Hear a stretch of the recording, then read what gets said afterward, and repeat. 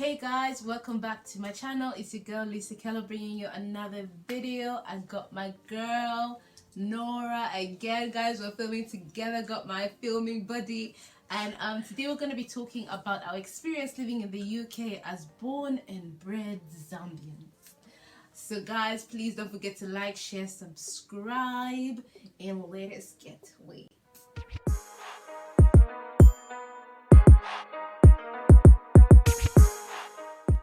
So there's a couple of questions that we put together that we will be answering just to make the video flow a little bit better, and so we don't go over time and start waffling. So the first question is, how old were you when you moved to the UK? I was 18.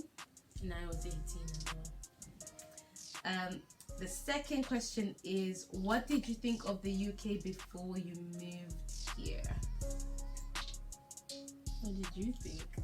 I thought it was very classy and posh. Like, you know the movies where they all wear dresses and they drink tea like this and they have the London posh accent, like, and then like, okay, yeah, that's what I thought.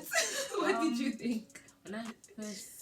What I thought before I moved here, I thought the UK was like really nice, like everything was beautiful and the roads were nice and clean. Like it was, I hoped it was much cleaner than Zambia, but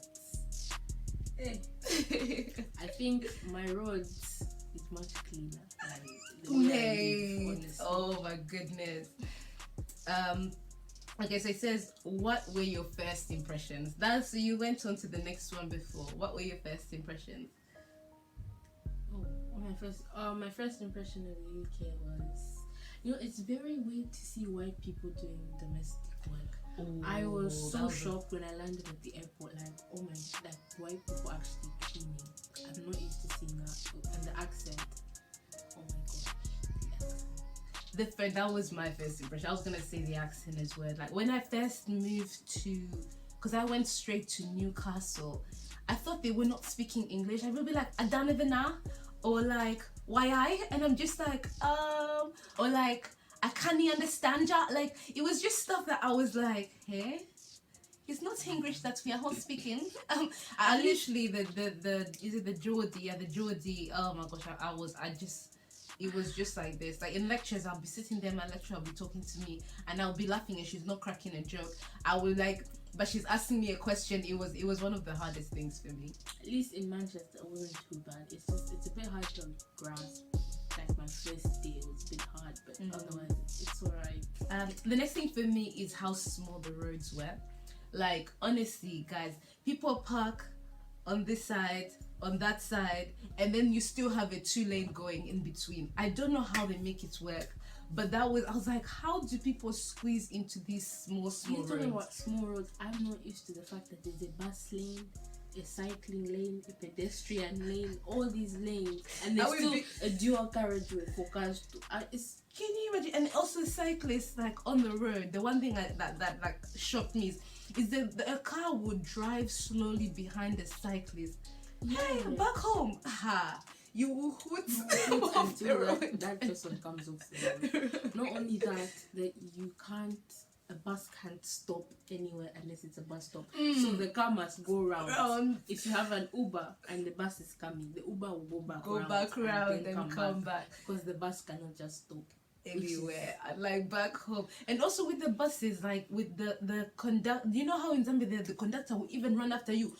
Mommy, come. They'll even make the driver come and follow you so that you can get on the bus. Here, I remembered once I was on a bus, I was like on looking at the time. I look up and then I put the hand, the driver just drove past. He was even looking at me while he was driving past. I was like, if you don't put that hand out, that bus this driver will not stop for you. And there's no conductor leaning their head out like, where are you going? Where are you going, mommy? If you read the wrong thing on that bus, like when you read where the bus is going and you've read the wrong thing and you try and enter and you go, is this bus going there? They'll just look at you.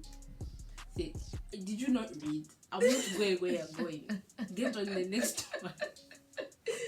Honestly, so weird. So the next question is, what did you find that was the most difficult to come to terms with? And I think it's very okay, since my first few days here, it was very cold and it started to snow, right? I was seeing these white people in shorts and slippers, and I was like, are you not cold? It's -1 degrees Celsius, and you are there walking in your slippers and your shorts, or they're just in a plain hoodie, and I'm in 3 coats and 5. No, right, even if it's just raining, she'll get her coat, her gloves, everything. That's a lie. Where is this? No, auntie. That's a lie. I refuse. No. But yeah, it's just really hard, and I think I'll definitely add on to the dressing thing. It was really strange for me because when I first, the one thing I find hard to come to terms with, I think now in Zambia it's more common as well, is the very revealing clothes. Like I remember this time I was like going up more night than day, to be honest. Like literally going up the stairs, and this girl had like a dress, and she had like a thong, and like the dress was like you could see her butt cheeks literally out of the dress, like, and she's walking upstairs and I could see everything, literally everything, and I was so like, you know, when you don't even know where to look, you feel uncomfortable. Whereas back home, I remember even if I wore like a skirt halfway down my thighs, the way the aunties will look at you and fiola you on the street, be like, or they even have the audacity to stop you and shout at you, you know, and you can't do anything. Whereas here, it's like, it's so normal. Everyone just minds their home business, you know? I think another thing also is here, it's way more accepted for like curvier girls to wear crop tops and high-waisted jeans, and they have their fannies out. Like, it really doesn't matter. But in Zambia, so say you with your size, where do you think you're going? Just like, and they'll comment. Whereas here, like, commenting on someone's weight and how someone dresses is very inappropriate. Like, I know back home, the way they'll just... It's rude here, but it's rude everywhere. Yeah, but as we still do it. Well. Oh my god, but yeah, and also the weather is really bad. Like, it's winter 7-9 months of the year. Like, even when it's summer, it's winter. I can't get used to that. These people genuinely get excited about 24 degrees weather. They are in the shortest skirts and the tiniest crop tops, and their boobies are boobying. It's weird. Anyway. It's really weird. Anyways, guys, let's go to the next question. So the next question is, what did you find uncomfortable while you were living in the UK? So I think something I found uncomfortable was definitely calling someone by their first name. Like, even doing online school was horrible for me to be like, oh, good morning, so and so, and then I can't say Miss, Mr. I'm used to like writing emails like good morning sir and stuff, but I just can't. They're always like, no, just call me by my first name. No. Yeah, like I remember when I first came as well, and I went to uni, and I always used to call my lecturer, oh, good morning, madam. And she was like, don't call me madam, just call me Kay. I said, hey, sorry, and other person, I should call you by your first name. Like, literally, I was so scared. Like, even just to, like, I never used to address them. Like, if I'm going to talk to my lecturer, I'll just like approach and say, oh, how are you? And then start to, I could not call her by her first name. That was one of the things I found hard to get to come to terms with, because back home, hey, you don't call me auntie, am I your hench? Who are you to come and call me by my first name? So yeah, that's one of the things I found hard to come to terms with. Anyways, let's go to the next one. What do you like compared to back home? I like the price of food. My goodness, the things that you can get for 20p, 50p.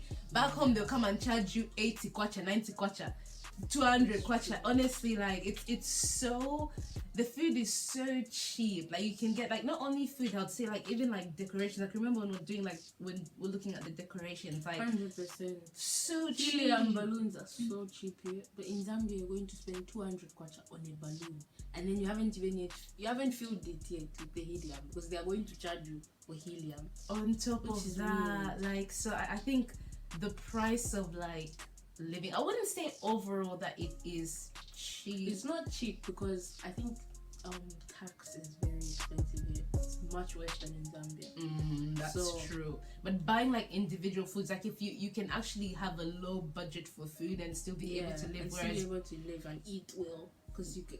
It's like everyone eats the same food. You know, one thing I like about the UK as well is like everyone eats the same food. No, whether you're rich, you're poor, like we all eat the same food. Whereas back home, like it's like rich people eat certain type of foods, and shop poor people in certain places. Poor people eat certain type of foods. Whereas now, like I think I've seen like very people who I know are very rich shopping in Aldi's and all these kind of places. Like, and the type of food they sell in these cheaper places is not different from the food they sell in these high-end places. It's just the price. So that's one thing I love. We all eat the same food. Whereas back home, Marks and Spencer's is the same as Aldi. Same as Lidl. Monday Everywhere. Tesco is just big for nothing. Honestly, special there. Maybe it's just the taste. I don't even think the taste. I mean, I've eaten food from Marks and Spencer's and I haven't noticed the difference to food in Aldi. Maybe because I'm just subjective. All their food is bland. So bland. So the chicken, mate. I wish I want. That chicken, please. Anyways, let's go to the next one. The next question is, what are the assumptions that people in Zambia have about living in the UK? And I think the one I've heard the most is the fact that they think you have so much money the fact that you live here, or you are more financially privileged than them who live in Zambia and go to school in Zambia. It's like money grows on trees. Like everyone has a plant in their house where they grow money. And whenever you know that you're about to go, you just have to say how much you need. And it's there. And it's just like, honestly, I think it's literally, I remember when I went back and I was dressed very casually and people said, did you come from the UK? Are you sure? They expect you to look like you are in Gucci, Louis, what? I don't know if they expect the prices are cheaper here, if you're dealing, but when you do the exchange rate, much is a lot of money, and then you expect me to be coming in with Louis bags, Louis living large, my hair reaching my bums. No. The struggle is real. It's still real everywhere. It's even worse here for me. I think so. Anyways, okay, let's go to the next one. How would you compare the food in the UK to the food in Zambia? I'll say for restaurants, mate, like the food is so bland, dude. Mate, like no offense, I went to this restaurant and it was like in a hotel and I had the mixed grill. Mate, there was no salt. That chicken looked as if they just boiled it and put it on the plate and it was like £19. I looked at it and I thought I was not paying. No, my employers took me. It's a ridiculous price for what you taste. This food, I will go home and cook tastier food than this. I made like nah, honestly. And the chicken, the one thing that shocked me was the chicken here tastes so different to back home. Like it's like in that, I don't know if it's because we grow them ourselves and we kill them ourselves that we see, like you can tell that this chicken probably did not live more than 10 days. It's like they embalmed it with chemicals so that it grows fast and they sell it because mate, like nah, like getting used to it. When I go back home and someone cooks chicken and they don't even put that much effort, I feel like I'm in heaven on earth. I'm really struck. Unless you buy from the African shop. The African shop has really nice food, but it's not the cheapest. But that's the thing. You Africans, please, when you're trying to help us Africans who live here, let us help one another. Let's be kind. Let's be nice. Don't come and sell £15 chicken when I can go and buy the same tasteless chicken for £1. That's no, come on. What profit is that? That's not even how much duty is to bring food into this country. So they mustn't be lying. Because you are lying. You are liars, you people who own African stores. Oh my goodness. Anyways, this is a really nice. So guys, this is the end of the video. Guys, if you are a Zambian living in the UK, please share your experience in the comments, guys. We want to know what your experience is. And if you're in Zambia and you have anything to add, please put it in the comments, my sisters and brothers. Anyways, I really enjoyed filming this. Please don't forget to follow my sister on Instagram. Don't forget to like, share, subscribe. Follow me on Instagram as well, you know, just because let us connect with each other. And I'll see you guys in my next video.